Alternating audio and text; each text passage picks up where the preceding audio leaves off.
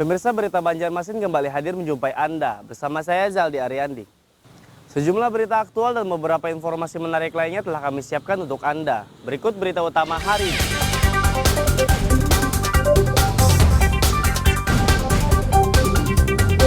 5 tersangka curanmor di Kabupaten Batola ditangkap polisi.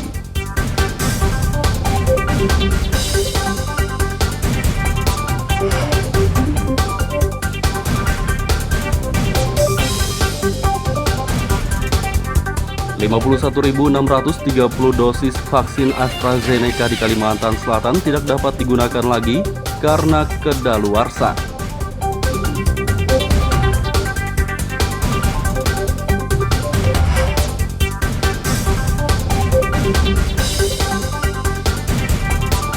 Warga KS Tubun, Banjarmasin keluhkan jalan ambles dan sering mengakibatkan kecelakaan.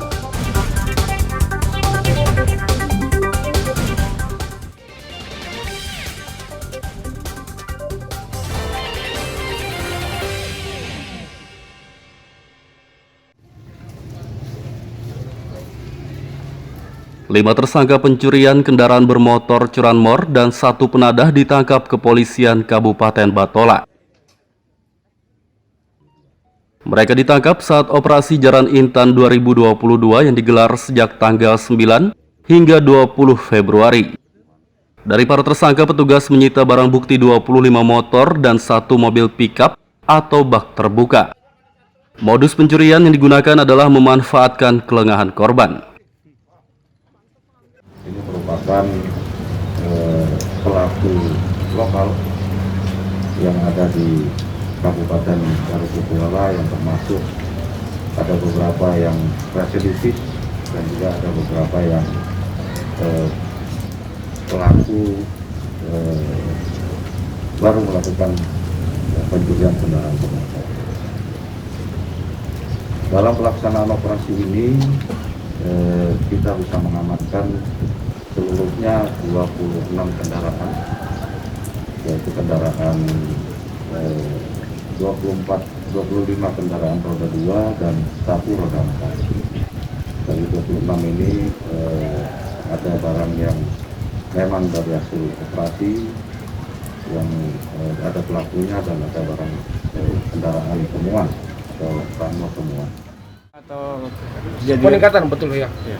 Kalau misalkan peningkatan kasus dari tahun 2021 ya ada peningkatan. ada berapa persen mungkin kisarannya? Ada berapa kasus? Kalau persen kita belum tahu karena kita belum habis tahun kan, belum bisa kita untuk melaksanakan perbandingan itu belum. Ya. Cuman kalau untuk bulan ya ada peningkatan. Ada peningkatan.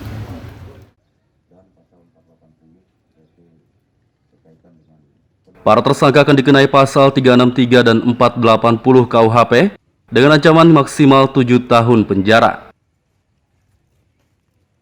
Dari Kabupaten Batola, Lutfi Darlan dan Ibrahim melaporkan.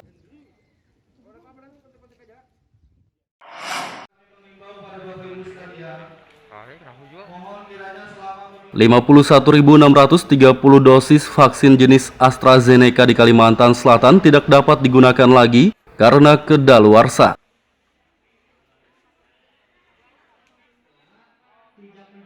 Masa berlaku vaksin tersebut berakhir tanggal 28 Februari 2022 lalu. PLT Kadinkes Sukamto mengatakan puluhan ribu vaksin tersebut kedaluarsa karena saat dikirim pemerintah pusat, masa berlakunya memang singkat. Kemudian yang vaksin-vaksin yang kadaluarsa tadi tentunya dilakukan penyimpanan kembali di tempat penyimpanan vaksin yang sesuai standar, dijaga suhunya, dijaga supaya tidak terjadi kerusakan. Ya. Nah selanjutnya vaksin ini tidak digunakan lagi, tapi kita simpan ya, sambil menunggu arahan kebijakan dari kementerian. Ya. Jadi sekali lagi vaksin yang AZ yang expired date-nya tanggal 28 Februari sudah ditarik tidak di pelayanan kesehatan tapi di penyimpanan atau di instalasi farmasi kabupaten kota untuk disimpan, diamankan sambil menunggu arahan atau kebijakan dari pemerintah selanjutnya. Vaksin kedaluarsa tersebar di 7 kabupaten dan kota, yakni Kabupaten Tanah Laut, Batola, Hulu Sungai Tengah, Hulu Sungai Utara, Tabalong, Kota Banjarmasin, dan Kota Banjarbaru.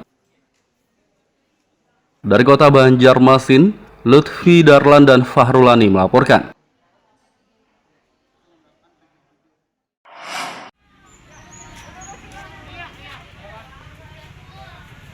Pemberlakuan pembatasan kegiatan masyarakat PPKM level 3 di Kota Banjarmasin diperpanjang.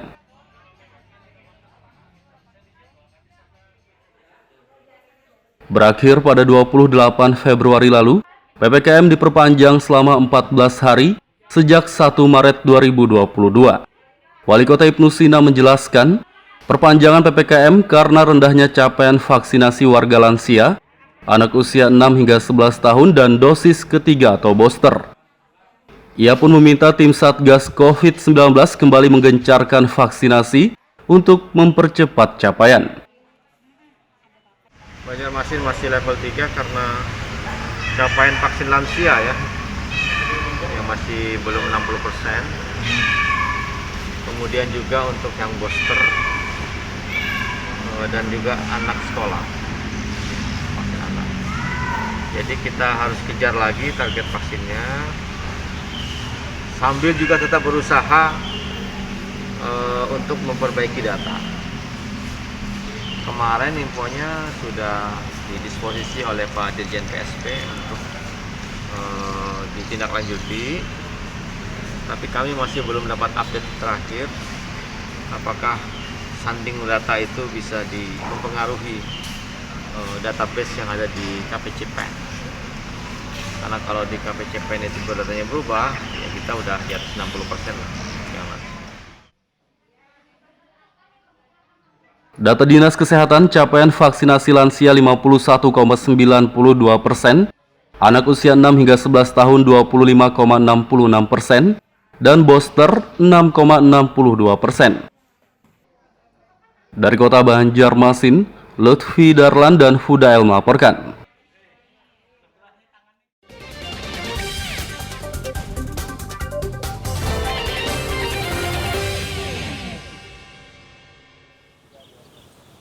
Pemirsa masih bersama kami dalam Berita Banjarmasin.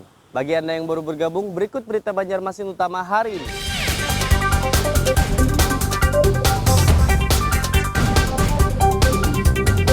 Lima tersangka curanmor di Kabupaten Batola ditangkap polisi.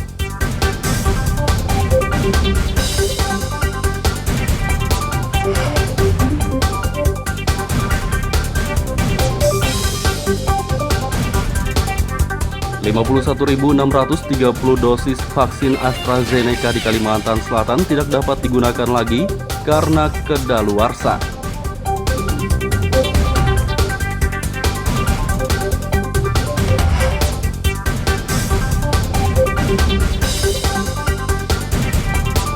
Warga KS Tubun, Banjarmasin keluhkan jalan ambles dan sering mengakibatkan kecelakaan.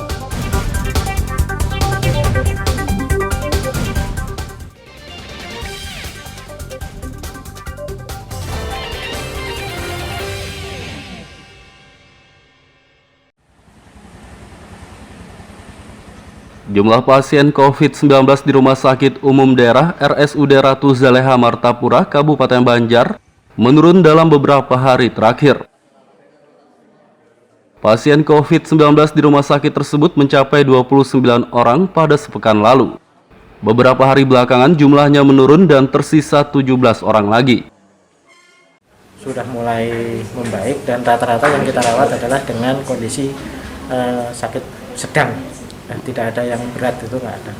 Nah, sakit-sakit sedang ini. Nah, biasanya memang kenapa mereka rawat di samping dengan COVID-nya adalah rata-rata mereka dengan penyakit penyertanya, penyakit komorbid istilahnya dalam hal kedokteran. Ini dalam beberapa hari ini kita sudah ada penurunan. Di minggu lalu angkanya sekitar 28, 29. Tapi di beberapa hari ini turun, kita sekarang tinggal 17. Rata-rata mereka yang masih dirawat menderita komorbid atau penyakit penyerta. Dari Kabupaten Banjar, Lutfi, Darlan, dan Fahmi melaporkan.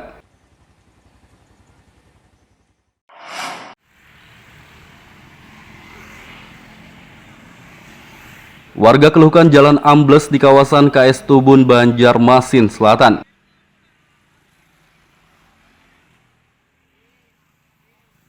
Terpantau Selasa siang, ada 3 titik jalan yang ambles di kawasan tersebut. Salah satu warga Didi mengatakan amblesnya jalan mulai terjadi sejak 1,5 bulan lalu. Menurutnya lubang-lubang itu sering mengakibatkan kecelakaan, seperti pengendara motor terjatuh.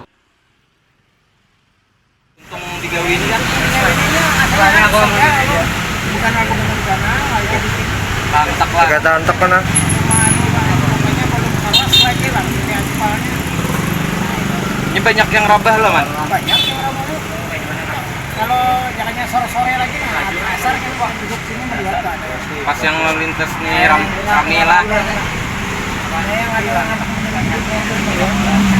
Kalau ada banyak itu kata-kata masih kuliah. Ada tak isi banyak. Ngopi isi banyak supaya tanda kan.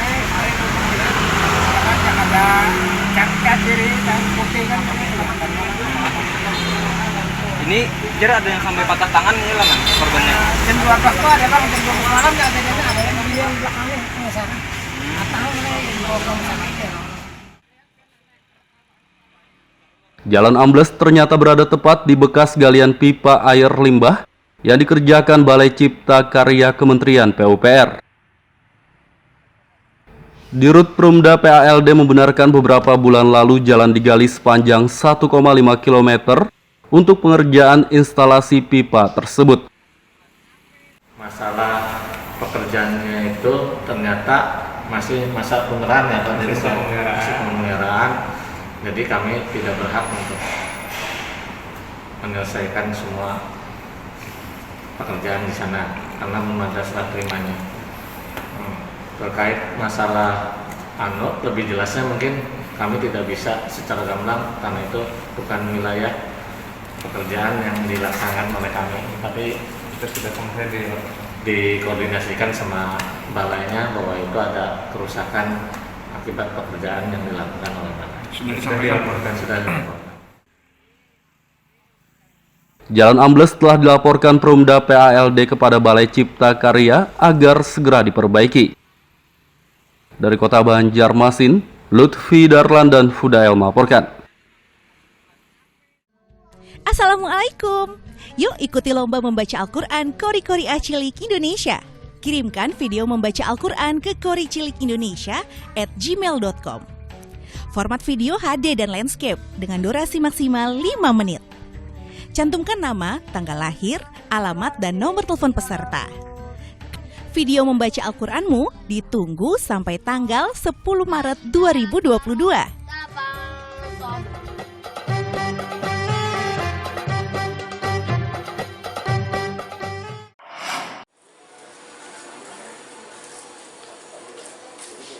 Pembebasan lahan pasar Batuah di kawasan Banjarmasin Timur yang rencananya dilakukan bulan Maret ini ditunda. Pembebasan ditunda karena warga yang bermukim di pasar tersebut meminta pengembalian aset setelah perayaan Idul Fitri mendatang. Wali Kota Ibnu Sina membenarkan penundaan adalah permintaan warga dan merupakan hasil kesepakatan mediasi pada Februari lalu. Sudah tetap bekerja untuk masuk ke tahapan sosialisasi. Kalau bulan Maret ini bukan targetnya untuk sudah pelaksanaan atau penyerahan aset dari pihak sana, Pak, dari pasar. Oh, sesuai ini aja. Kan belum dilalui lagi, sosialisasi kan terus dilakukan. Sebulan lah. Oh, masih sampai sebulan lagi. Katanya ditunda juga sampai bulan habis hari raya aja ya, Pak. Ya, sesuai dengan aspirasi dari masyarakat dan juga dari petugas kita. Supaya ya lebaran itu sama dengan sama kayak di Pelambuan, sama kayak Pelambuan. Lahan pasar Batuah seluas 7.320 meter persegi tersebut dihuni lebih dari 500 warga. Dari kota Banjarmasin, Lutfi Darlan dan Fudael melaporkan.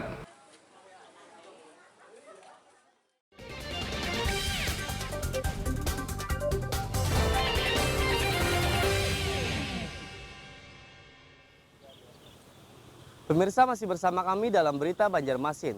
Bagi Anda yang baru bergabung, berikut Berita Banjarmasin utama hari ini.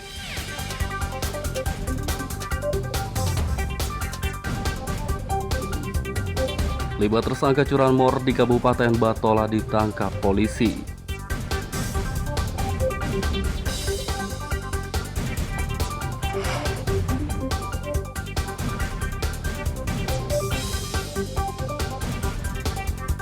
...51.630 dosis vaksin AstraZeneca di Kalimantan Selatan tidak dapat digunakan lagi karena kedaluarsa.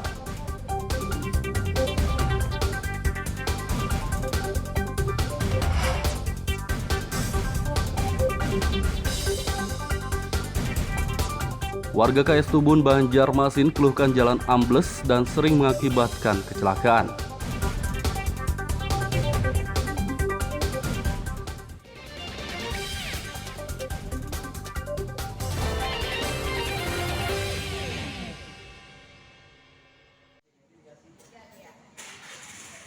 Kabar gembira untuk warga Kabupaten Kota Baru. Kantor imigrasi segera dibuka oleh pemerintah setempat. Warga sambut baik rencana pembukaan kantor imigrasi karena pembuatan paspor akan lebih mudah dan cepat. Selama ini untuk membuat paspor, warga harus menyeberang ke Kabupaten Tanah Bumbu. Kita sangat bersyukur, Pak, kalau itu kembali dibuka akses itu. Karena apabila ke Batu Licin, pertama transportasi menunggu waktu terlalu lama. Jadi kalau di Kota Baru sendiri sudah terbuka kembali, maka kita sebagai masyarakat malah tambah enak, Pak. Pertama enak, akses mudah, biaya ringan. Ya harapan kita mudah-mudahan lebih cepat, lebih bagus supaya kita sebagai ingin mengurus paspor, maka kita akan lebih cepat, Pak. Pertama, pemerintah daerah kemarin melewati Pak Bupati memerintahkan ke Sekda dalam rangka pemberian pelayanan kepada masyarakat kita Kabupaten Kota Baru untuk memberi kemudahan dalam perizinan paspor. Tentunya ini tugas pemerintah, karena seperti kita ketahui Kabupaten Kota Baru kita tidak ada kantor imigrasi yang berkantor di sini. Adanya adalah di kabupaten tetangga kita di Batu Licin yang selama ini menjadi keluhan masyarakat kita. Saya kira inilah yang pemerintah bisa lakukan, walaupun ini bukan kantor besar, tapi paling tidak masyarakat kita sudah bisa terlayani. Selama ini ke Batu Licin, tidak perlu lagi ke Batu Licin mengurus paspor, cukup di Kota Baru di kantor Bupati. Rencananya kantor imigrasi dibuka bulan Maret ini dan lokasinya di perkantoran Bupati Kota Baru. Dari Kabupaten Kota Baru, Lutfi Darlan dan Fauji Rahman melaporkan.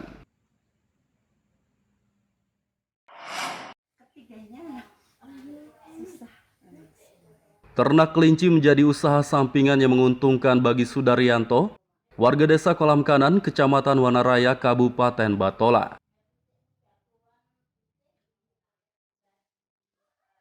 Pria yang berprofesi sebagai petani ini mulai beternak kelinci sejak awal tahun 2021 lalu. Awalnya ia hanya memiliki 3 ekor indukan dan 1 ekor jantan. Seiring waktu jumlah kelincinya bertambah, yakni 21 ekor betina dan 4 ekor jantan. Yanto juga tidak memiliki lahan peternakan khusus, ia hanya memanfaatkan pekarangan rumahnya untuk beternak kelinci jenis lokal tersebut. Sedangkan pakannya juga tidak perlu dibeli, karena hewan vertebrata itu hanya diberi pakan rumput dan tanaman yang tumbuh di sekitar rumahnya. Menurut Yanto, tidak hanya anakan kelinci saja yang dapat dijual, tapi juga kotoran dan air kencingnya. Kotoran dan air kencing kelinci bisa digunakan untuk tanaman karena mengandung nitrogen. Memilih kelinci ini perkembangbiakannya lebih cepat, penjualannya lebih bagus, lebih enak penjualannya. Terus cara kita memberi makan pun lebih enak, cara kita mencari rumputnya pun juga enak. Terus untuk dana perawatan kelinci pun sangat relatif murah. Kalau pakan sendiri Kalau apa? Pun? Kalau pakannya gimana? Beli atau cari? Kalau pakan kita nggak perlu beli, kita cuma cari rumput aja di kebun, di sawah-sawah gitu aja.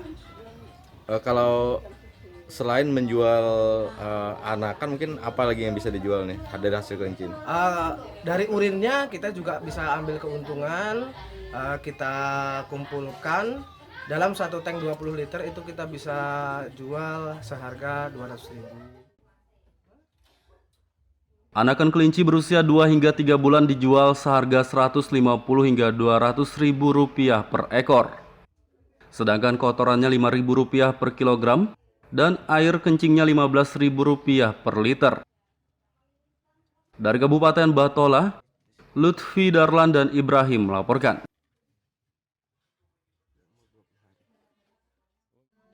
Assalamualaikum.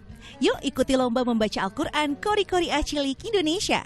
Kirimkan video membaca Al-Quran ke koricilikindonesia@gmail.com. Format video HD dan landscape dengan durasi maksimal 5 menit. Cantumkan nama, tanggal lahir, alamat, dan nomor telepon peserta. Video membaca Al-Quranmu ditunggu sampai tanggal 10 Maret 2022. Saksikan Kori-Kori Cilik di Ajwa TV.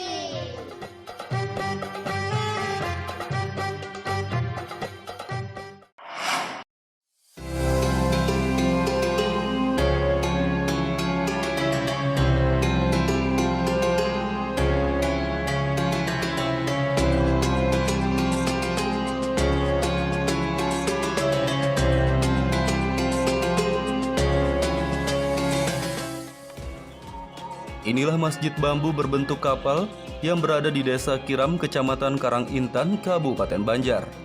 Masjid bernama Kiai Haji Abdul Qadir Hasan ini lebih dikenal dengan Masjid Bambu karena 90% bangunannya terbuat dari bambu.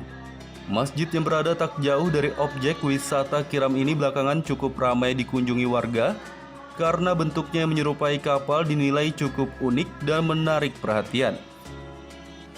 Masjid yang berdiri di lahan hibah masyarakat seluas 7.900 meter persegi ini dibangun oleh pemerintah Kalimantan Selatan pada pertengahan tahun 2020 dan baru selesai pada akhir Maret 2021 lalu. Bangunan masjid sendiri memiliki luas 610 meter persegi, terdiri dari 2 lantai dan mampu menampung sekitar 400 jemaah.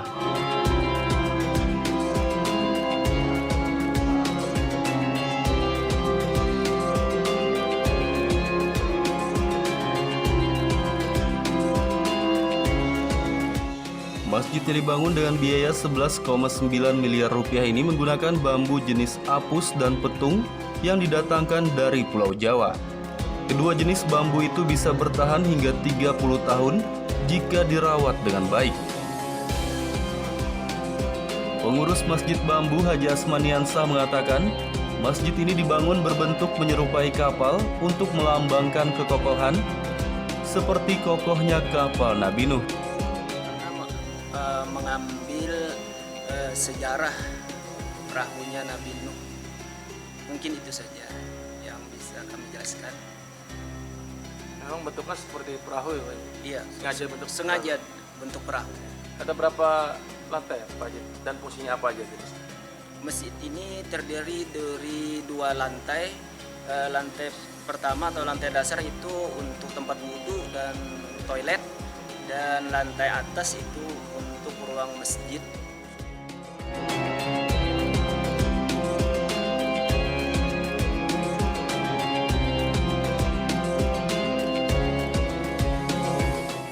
Keunikan masjid bambu berbentuk kapal membuat banyak warga ingin mengunjunginya. Bahkan warga dari luar daerah yang kebetulan melintas di wilayah Kabupaten Banjar pun menyempatkan diri untuk mampir melaksanakan ibadah salat sekaligus melihat secara langsung keunikan masjid tersebut. Masjid Bambu sungguh indah lain dari yang lain. Jadi kami bisa untuk ke sini, bertandang ke sini untuk melihat langsung untuk sholat zuhur sekalian di sini. Nah, setelah Ibu datang ke masjid ini, kesan apa yang Ibu dapat?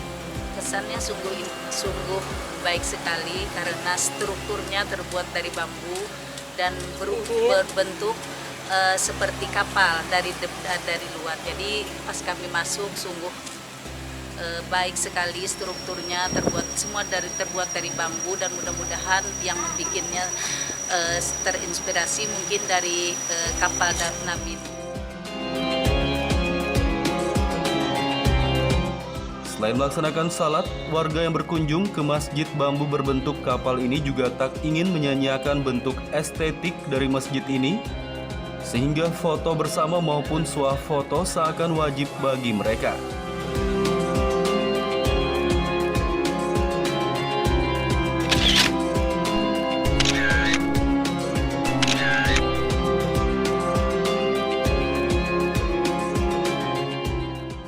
Masyarakat yang berkunjung ke masjid bambu ini diimbau menerapkan protokol kesehatan. Jangan sampai niat berwisata religi malah berujung tertular penyakit COVID-19.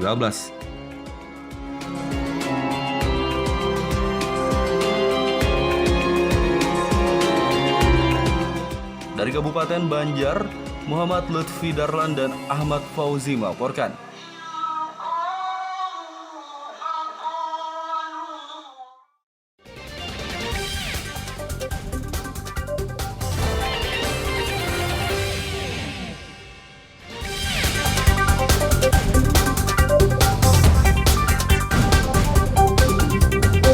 Lima tersangka curanmor di Kabupaten Batola ditangkap polisi.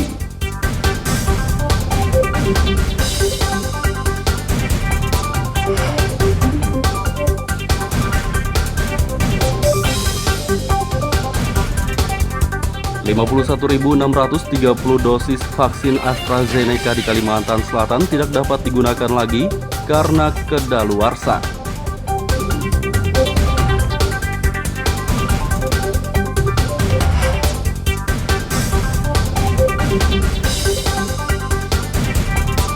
Warga KS Tubun, Banjarmasin keluhkan jalan ambles dan sering mengakibatkan kecelakaan.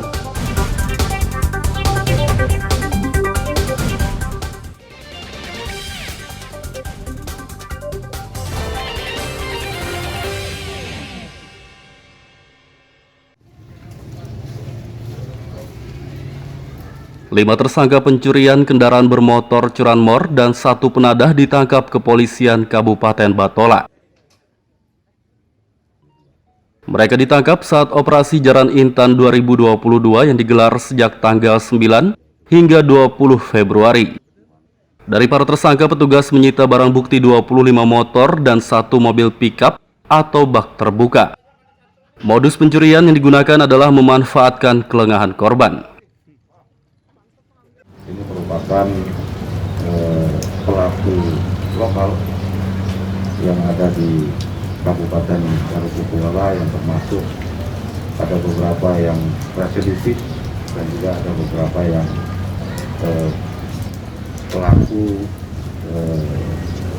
baru melakukan pencurian kendaraan bermotor.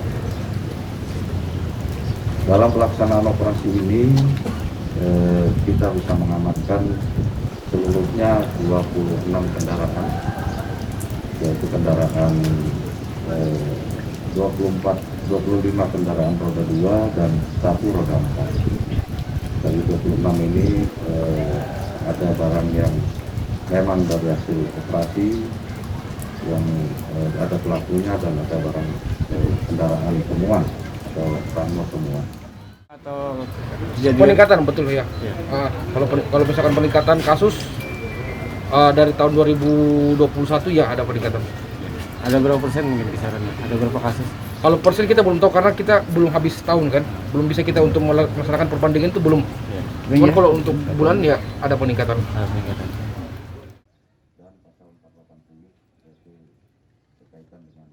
Para tersangka akan dikenai pasal 363 dan 480 KUHP dengan ancaman maksimal 7 tahun penjara. Dari Kabupaten Batola, Lutfi Darlan dan Ibrahim melaporkan.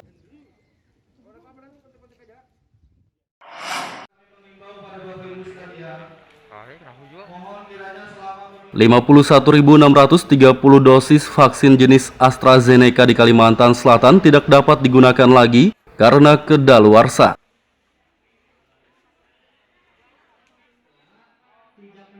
Masa berlaku vaksin tersebut berakhir tanggal 28 Februari 2022 lalu. PLT Kadinkes Sukamto mengatakan puluhan ribu vaksin tersebut kedaluarsa karena saat dikirim pemerintah pusat, masa berlakunya memang singkat.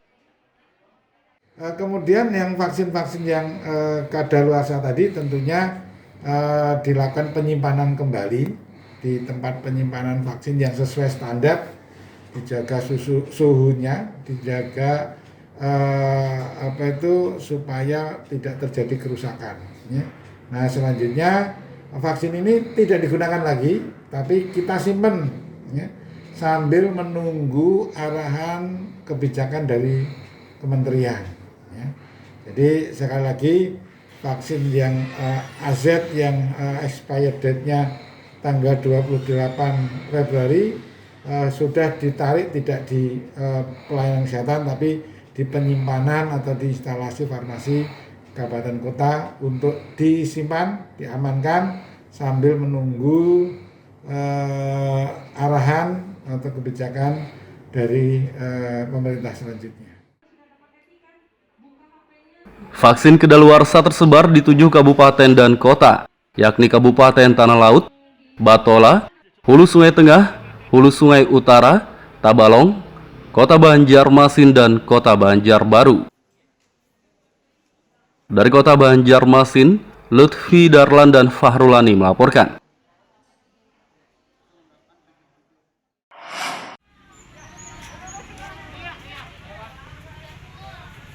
Pemberlakuan pembatasan kegiatan masyarakat PPKM level 3 di Kota Banjarmasin diperpanjang.